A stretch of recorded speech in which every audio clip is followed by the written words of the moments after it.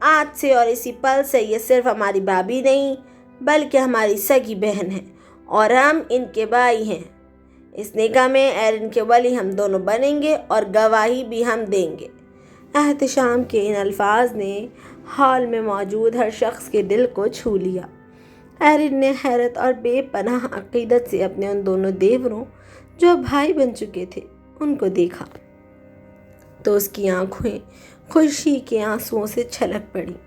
اس کا دل فخر سے بھر گیا کہ دنیا میں اس کی پشت پر کھڑے ہونے والے اتنے مخلص رشتے موجود ہیں۔ سرخاب اور احتشام نے محبت اور مان سے جھک کر اپنی اس نئی بہن کے سر پر ہاتھ رکھا، جس سے ایرن کے چہرے پر ایک ایسی مسکراہٹ کھل اٹھی جو اس نے برسوں سے محسوس نہیں کی تھی۔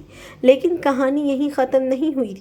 سرخاب نے شرارتی نظروں سے سامنے بیٹھے اپنے سب سے بڑے بھائی داور کو دیکھا۔